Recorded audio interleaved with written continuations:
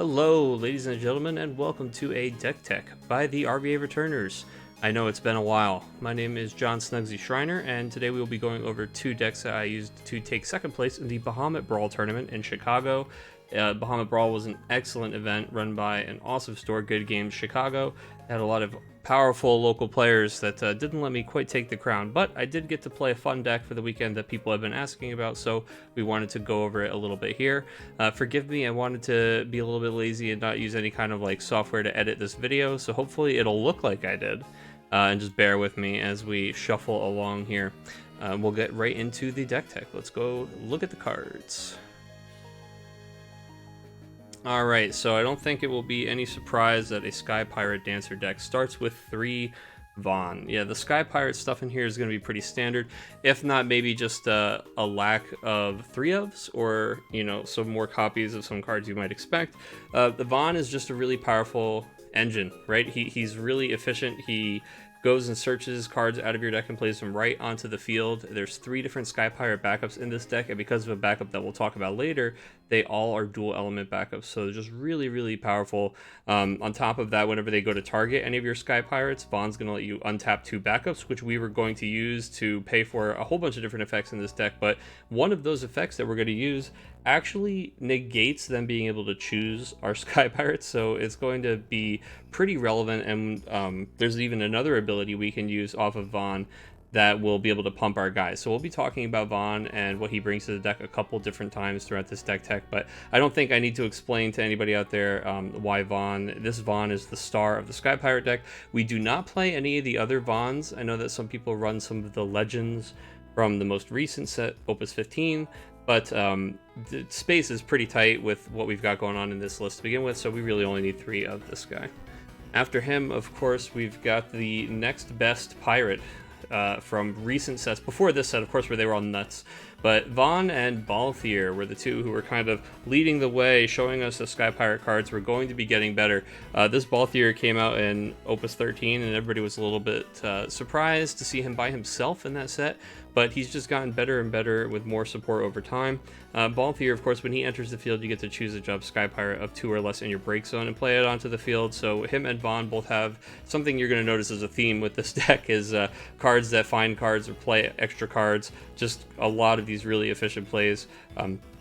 Balthier also has an incredibly important action ability. It's important in 2 different ways in this deck, more than just the regular Sky Pirate list, which we will of course go over when we get to the Dancers. But Balthier lets you dull 2 active job Sky Pirates to choose a Sky Pirate forward until the end of the turn and give it plus 2,000 power and haste. The haste is relevant, the power is exceptionally relevant. You can use Balthier to get guys out of removal range. You can use it to dodge effects where it worries about whether or not the characters are active. And a lot of neat other things. So Balthier also has the benefit of getting 2 Sky Pirates onto the board every time you play him, just like Vaughn, which really helps us get numbers down for our all-star Pinello, which we will talk about in a little bit. Not to get too far ahead of myself. So Kites. Kites is a really powerful new card from the set, and a lot of people are running him at 3 of in the Sky Pirate list, and there's nothing wrong with that at all. Trust me, I wish I could find space for some of these extra cards I would like to run, but we're here at 2 Kites. 2 is just fine. Kites, of course, you can use him to remove him from the game and choose a Sky Pirate and remove them from the game as well, and they get played back onto the field at the end of turn. One of the reasons that playing it at the field at the end of turn is so big is because they can't respond to it in any way, so they can't Amaterasu your Vaughn that comes in off of the Kite's ability later. The Kites is also a cool way to be able to protect your guys if they're getting targeted for removal. They pretty much have to deal with Kites first. And Kites is another just cheap body that helps us increase our Sky Pirate count. Basically just an all-star. You're paying 1 CP to replay cards that have a much higher cost and their effects, so you're getting another Balthier, you're getting another Vaughn out of this Kite. So really, really incredible card, beautiful full art. And I really wish I had room for a 3rd one of this guy, just an all-star. Elza is another one I wish I had room for maybe just 1 more of. So there's 1 Elza here in the deck. Elza's nice and simple. When she enters the field, you control a Sky Pirate other than Elza draw a card. She does have that EX, which is nice. Really what we're just looking for is more unique pirates that we can pull out of the deck with Vaughn, play out of the discard with Balthier, and have on the board to reduce the cost of that Pinello ability. And that's it for our pirate package before we get to the backups in Pinello. So just with the forwards, just with the pirates, I know it's a little bit light, but trust me, we're going to make up for it. There's 3 Vaughns, 3 Balthiers, an Elsa and 2 kites. So moving on to the dancer side of this combo, we've got Mayakov. Mayakov, he's pondering, he's thinking, he's gonna make a splash here. Water pun intended. So Mayakov is a new card from this set, Opus 15. I'm a huge Final Fantasy XI fan. If you listen to the stream or podcast, you probably hear me wax poetic about Final Fantasy XI and loving the art, even though it's screenshots on the cards, because it takes me back. But this is Mayakov, and he's got some gorgeous new art that we get to take advantage of here on this beautiful full art card. But Mayakov is a forward, he's a dancer, and the job dancers and card name dancers you control cannot be chosen by your opponent's abilities. This includes Mayakov. Normally protection effects like this, like one that we're going to talk about when we get to Pinello, can cover kind of everybody but the protector, but Mayakov has got a little bit of self-insurance, so that's really nice. It certainly helps fit the theme of the deck. The theme of the deck is we're trying to make targeting our guys with abilities as inefficient or impossible as possible, right? A lot of people aren't using targeted spot removal, which is where a lot of the strength of this deck comes in. Things like just summons that point and kill a guy are pretty few and far between. I mean, there's a couple. Some 4CP Alexanders have started to pop up more frequently.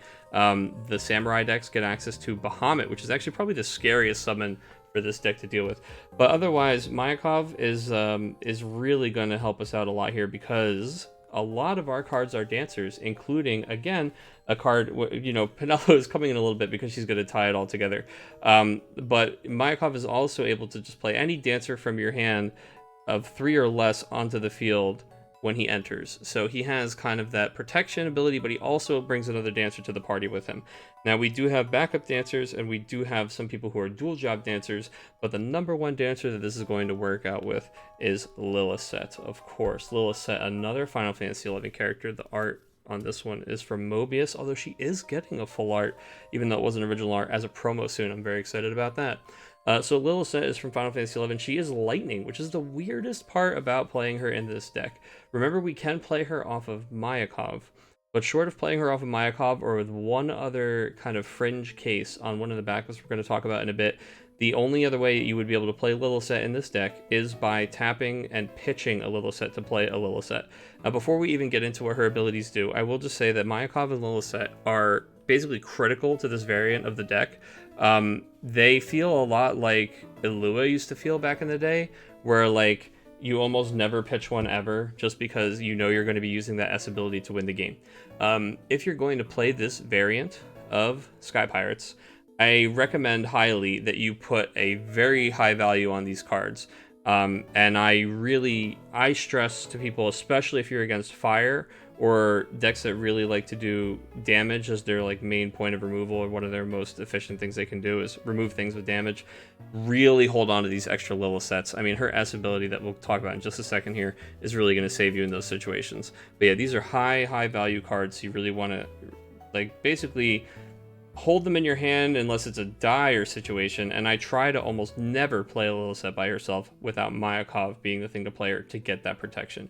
But why do we want to protect Lilisette so much? Well, it's because of her abilities. So her first ability is to dull one active job dancer or card name dancer, and choose one forward and dull it. Obviously, what we're trying to do here is we're trying to dull our own active dancers to dull our opponent's forwards. Now, we can dull our backups to dull our opponent's forwards, as long as our backups are job or card name dancer, which we do have a couple of. But we will also be able to tap Lilisette and Mayakov. Now, one of the reasons that this is so important is because the ability does not have a dull icon, you can use this ability one of the turn that the dancers are played. So the turn that you play Mayakov into Lilisette, you will be able to tap 2 of your opponent's attackers before your next turn. And that's just really going to be critical for kind of a main strategy of this deck. The dancer angle turns this into more of a control style of a Pirates deck, where you're really just manipulating combat, and you're manipulating the board, and you're kind of slowing things to a crawl with dancers, kind of tapping your opponent's forwards out so they can't do combat, especially against things like Avalanche or the Bart's party decks, where they want to be party attacking. You can basically dictate who will and won't be able to party, who will and won't be able to attack, make certain combinations where they can't form parties.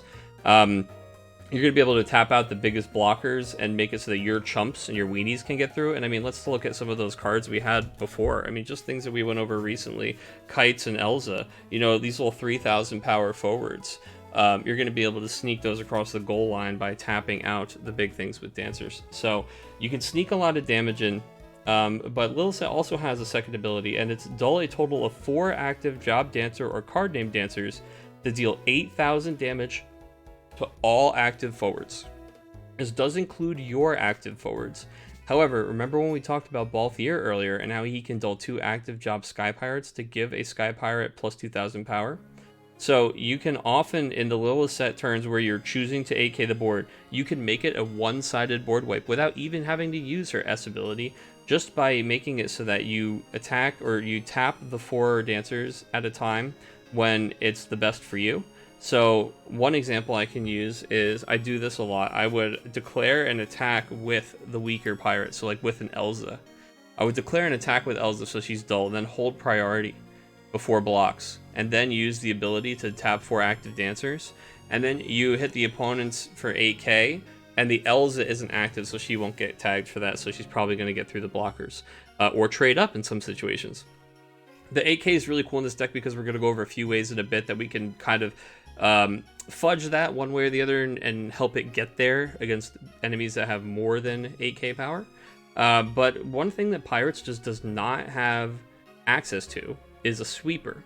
One of the ways that people would really get under me when I was playing Sky Pirates is by playing a lot of fast, aggressive forwards early. Chocobos, for example, was a thing that when I first started testing this deck was still around with Stern and all that in the meta, and they would just get so wide so fast. The ability to have that access to, I could slow the game down until I hit this inevitability point, this point where as long as I'm in control, right, I get to do this 8k damage to all the forwards. It was a really, really cool thing to kind of build towards over the course of a game. Wound up being more effective than I thought it would be when I first read the card. Actually, anybody who remembers our review of this set when Chris and I were talking it through, I was very upset about Lilisette. I thought she was almost unplayable, but my love for 11 made me explore, and as soon as I started exploring her, that first ability really stood out as something powerful. And while she's doing all of this stuff, remember, Mayakov is making it so that she can't be targeted, so none of your dancers can be targeted by abilities. So they have a couple different layers they have to get through just to even stop Lilisette from doing what she's doing, tapping out all of the most relevant forwards that they have to leave to block and things like that. Just a really, really powerful card. Then, of course, her S ability is Climactic Flourish. During this turn, if a job dancer or card named dancer you control is dealt damage by a summoner ability, the damage becomes 0 instead. So that's why I say it's really important to hold her in those damage matchups, especially against samurais. I can't tell you how many Shinryus I knew my opponent had that I held this for, and they played Shinryu just to hit like Lilisette and one other thing, just thinking like at least it'll kill Lilisette through the Mayakov, and then you hit them with the S ability to protect her, or a Susano board wipe comes through and you hit them with the S ability to stop it. Ophelia comes, you S to stop it. Lilisette really, really kind of has everything you need with Mayakov, that there's protection in almost every direction. Like I say, the things that are the worst for the deck are just summons that point at it and deal it damage.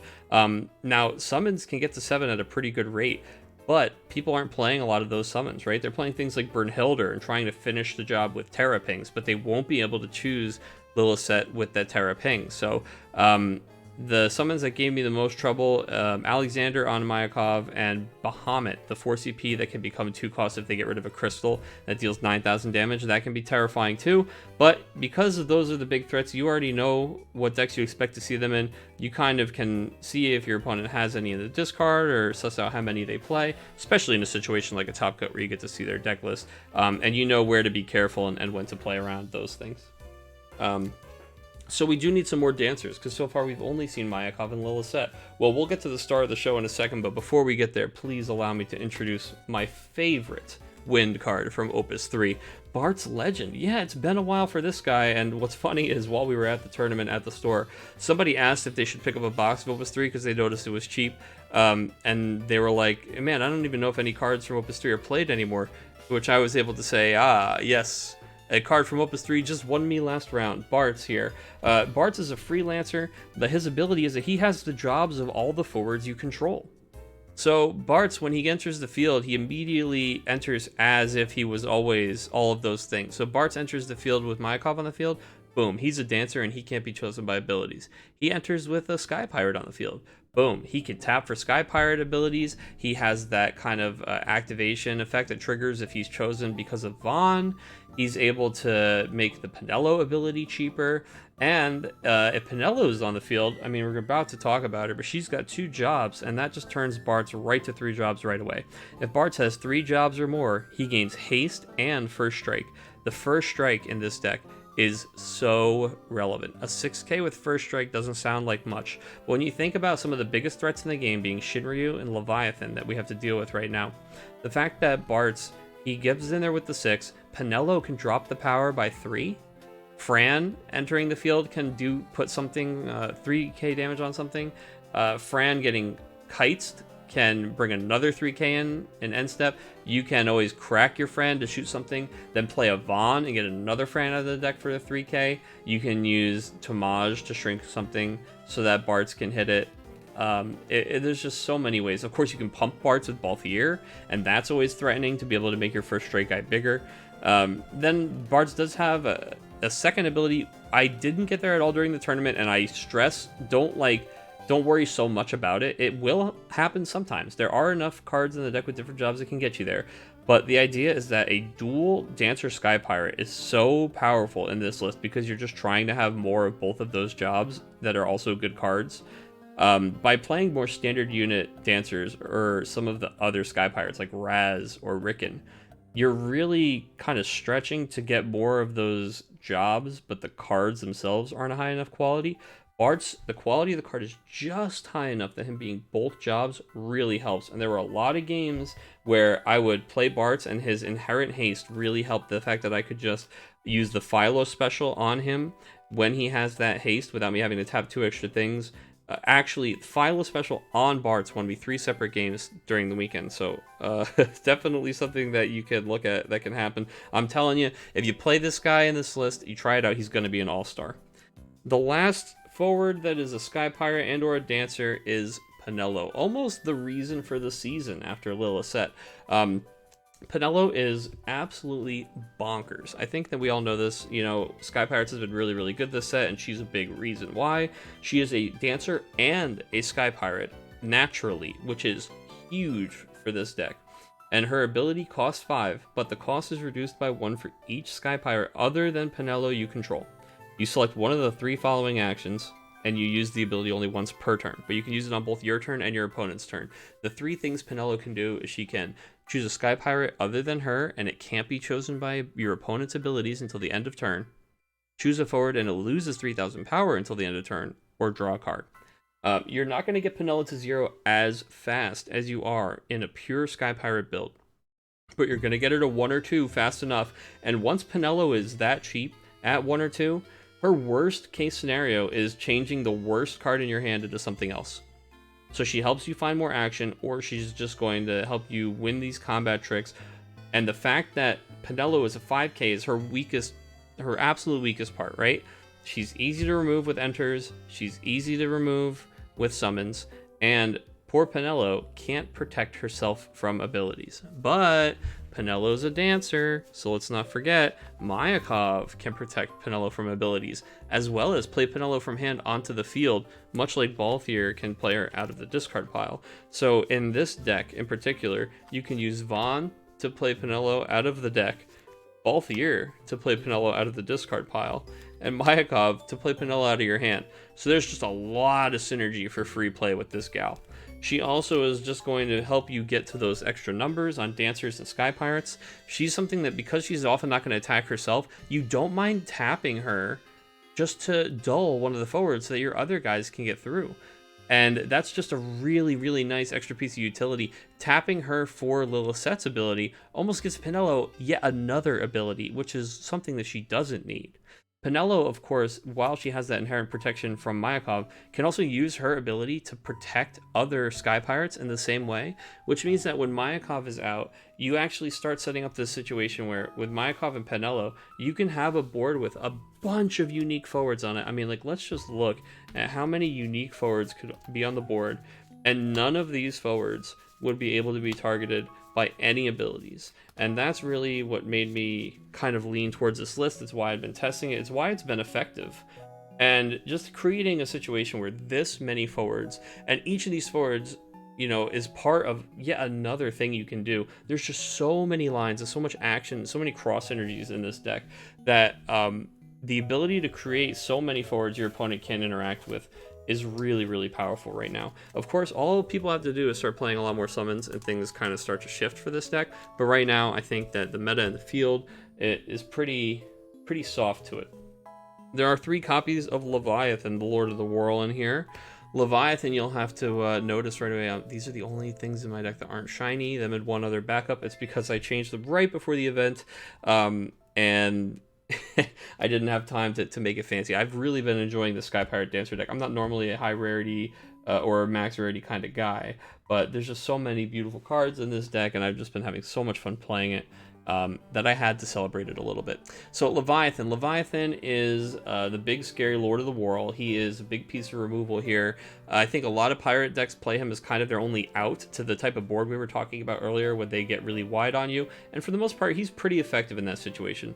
That being said, Leviathan is a card that everybody is prepared for, everybody knows is coming down, and is actually played so much in a tournament with the prevalence of Sky Pirates and other water decks like Twins and stuff, that I think people are getting a bit better at mitigating some of his effects. So I wasn't actually too hype on playing 3 Leviathan in the deck, but the folks at the Airbnb talked me into putting some more of the Serpent Kings in there.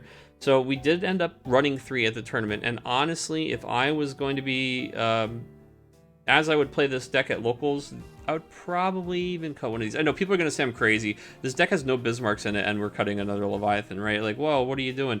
But trust me, like, just because in this deck we're trying to go the Dancer route, I'm not saying this is right for all Pirates decks. I'm not saying anything like that. But if you're going to try and squeeze the Dancers in, you have a lot of ways to do some of the things that Leviathan is helping you out with anyway, and they don't cost 9. So Leviathan is a nice kind of safety, break glass in case of emergency card. Obviously, really, really powerful, really strong card.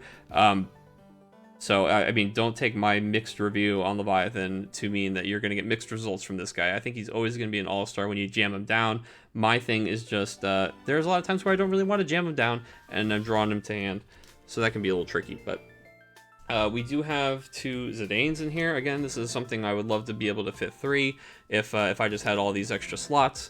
Zidane, we do not have Bismarck in the deck either, but he is still just a really important piece. He's always a good tempo play. He's always a strong move to just be able to take your opponent's best card. I think we all know what this guy does by now.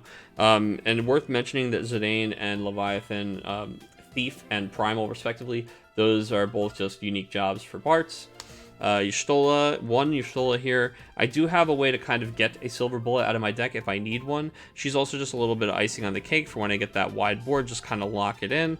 She's also been very helpful in mirror matches, which I was starting to test a little bit more against to cancel things like an enemy Leviathan.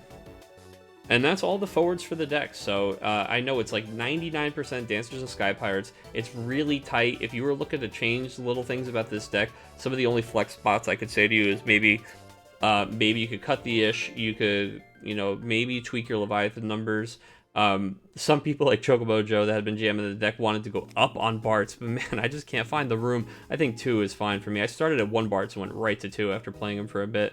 So yeah, maybe I would make some tweaks there. I would love to be able to fit a 3rd Kites, a 2nd Elza. I believe my 2nd Elza is where the 3rd Leviathan came from, or maybe another Zidane. But yeah, that's it for just the forwards in the deck. I will touch on one more guy. He's not quite a forward, he's not quite a summon, but he often feels like a little bit of both. We've got 2 copies of Typhon in the deck. This is going to be a little bit out of order for my setup. There we go. So Typhon, we all know what he does. If he comes into play, he gets to pick a guy and put it under the top 4 cards of its owner's deck. If you control 3 or more wind backups, he's also a forward with 8,000 power.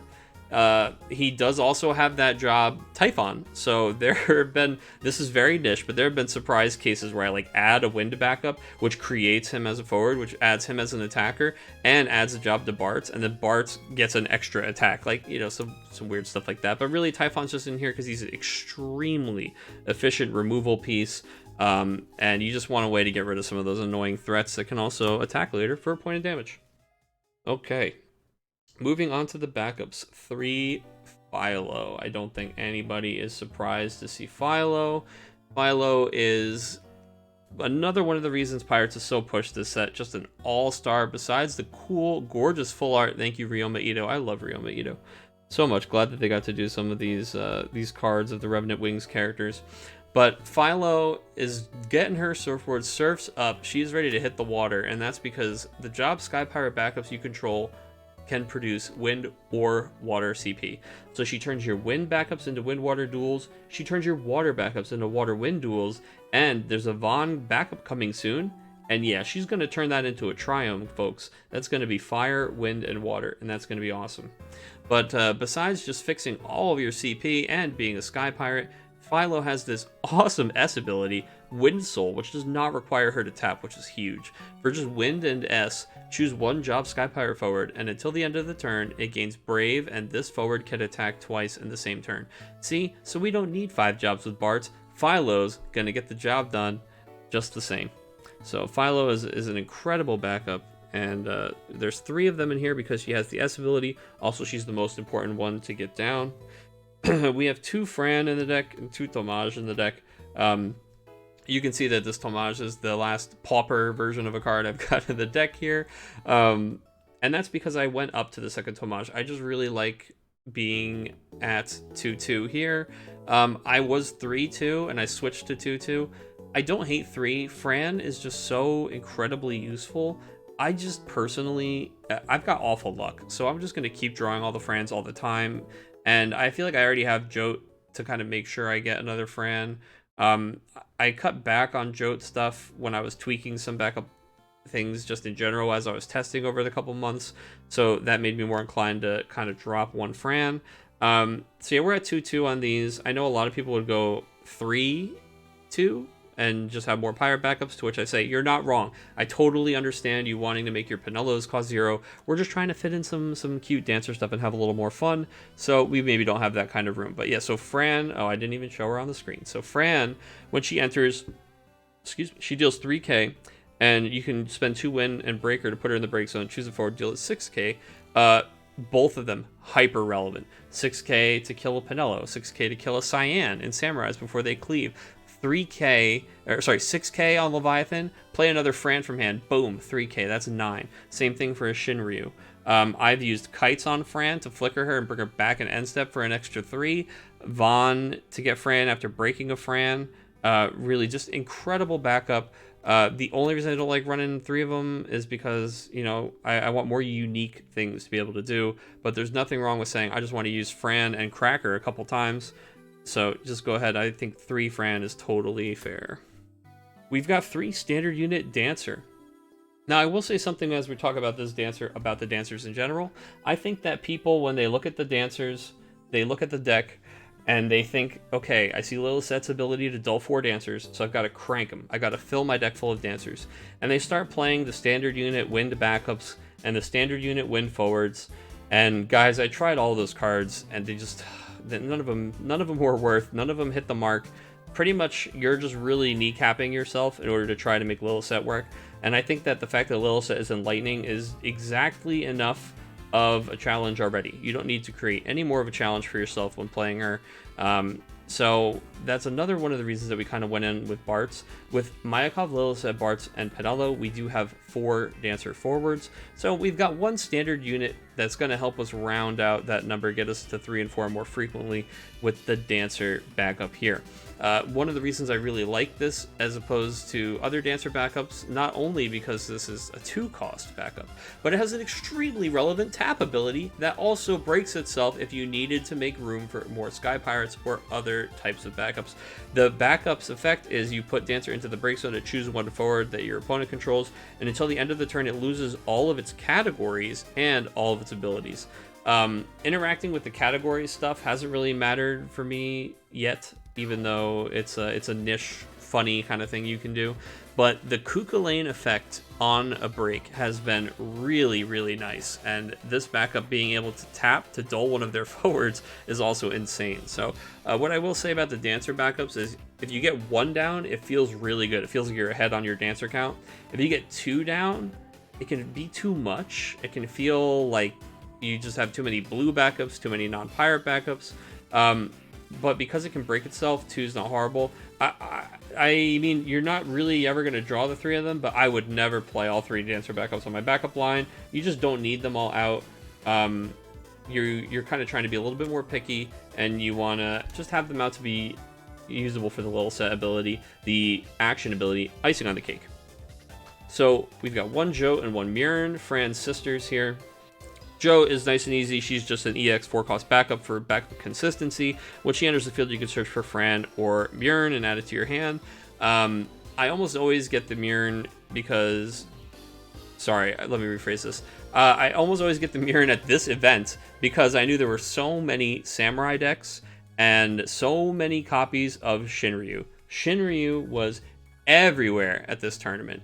So Murn has that 3-wind tap break effect where you choose a forward of 5 or more and break it. And I mean, this is been so useful. This is really, really nice to have. This can be good against Bismarck, Leviathan, Tenzin, Shinryu, opposing Vons. I mean, just really, really useful in the meta right now.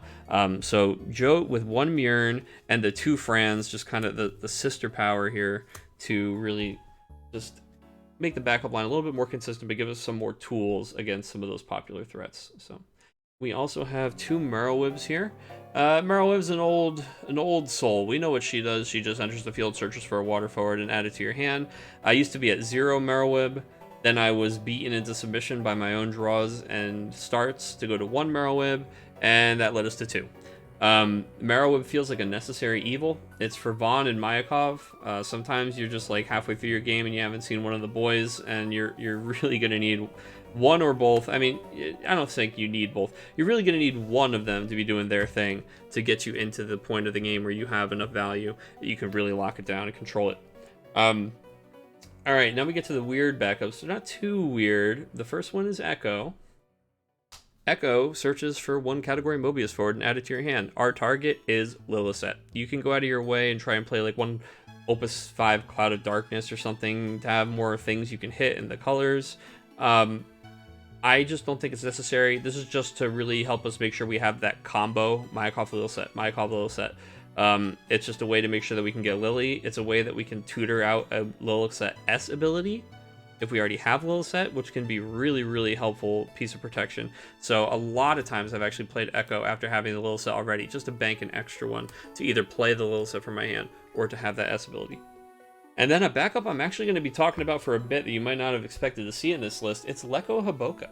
So Leko Haboka, I guess, going along with the theme of cards that I kind of gave a hard time to when we first reviewed the set. Leko Haboka says at the end of each of your turns, if you have cast 3 or 4 cards this turn, you may put Leko Haboka into the break zone. If you do so, search for 1 character of cost 4 or less and play it onto the field. He has a second ability that I've never resolved, and I don't even try to resolve, but I'll read it to you anyway. At the end of each of your turns, if you have cast 5 or more cards this turn, you may put Leko Haboka into the break zone. If you do so, search for 1 character of cost 8 or less and play it onto the field. Leko Haboka. So, one of the very few weaknesses that is run frequently, remember we talked about how there isn't a lot of spot removal from summons that's run, so it kind of protects the dancers a little bit. But Amaterasu can be tricky. Amaterasu stops Vaughn, Amaterasu stops Mayakov, Amaterasu stops Balthier. Amaterasu can really gunk us up. So, how are we going to sneak a Mayakov Lilisette into play when we know our opponent is holding an Amaterasu? Our opponent's good. They are holding it.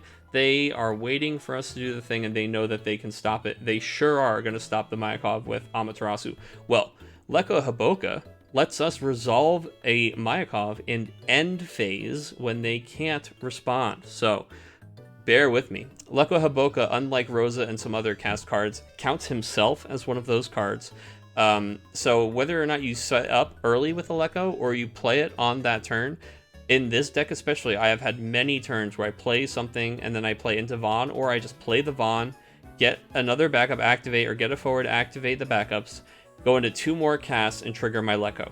Okay, this is, I'll use an example of a turn that I had just because it sticks out so much in my mind, but I had a lot of turns like this. I have Leko on my back line. I tap 4 backups. I play Vaughn. They respond before I get the card out. They Alexander my Vaughn. 4 CP Alexander. Okay. that resolves. I get a 5th backup out of my deck. I untap my 5 backups. I tap 3, I play Bartz. I tap 2, I play Pinello. I end my turn, resolve the Leko into Break Zone. And then I go ahead and I get Mayakov out of deck, play Lilisette onto the field. So I produce 4 Dancers, 4 active Dancer forwards, all can't be targeted by abilities post the Vaughn play.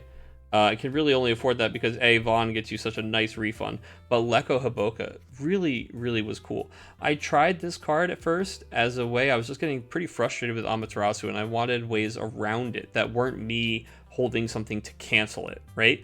And what's cool about Leko is he didn't really require anything additional. Leko just says, do what you're doing anyway, and you're going to get an extra reward at the end of the turn. Things I really like about this card, that if they were any different, I wouldn't play it. You don't have to put Leko in the break zone if you've cast 3 or 4 cards. You may decide you want to, okay? So that's a big one. Also, he counts himself if he didn't do that. If he didn't count himself as a cast, I wouldn't play it. But also the fact that Leko could just play so many things from this deck that play other cards, right? He can play a Balthier out of the deck, which plays a Kite, Elza, or Pinello out of the discard pile. He can play Mayakov out of deck, which could play a Lilisette that's stuck in your hand that you can't pay for. Or, remember, Mayakov can also play Pinello and can also play the backup Dancer from hand. You can get a Bartz out of deck for a hasty threat, for the first strike thing. Sorry, the haste isn't going to matter as much if you're going into your opponent's turn, but a first striker, another Dancer on the board for next turn. Have they been killing your Pinellos? You need her, go get her. But I mean, I've even gotten Y'shtola in end step just to lock her in. Or here's another one. I was playing against Mono Wind, and they had Edge and Rosa, and they were protecting the Rosa with Edge. I was able to, because Leko Haboka says character, I was able to use Leko Haboka to go get a Typhon out of my deck and resolve the Typhon in end phase when they can't use Edge's ability or Rose's ability to protect them.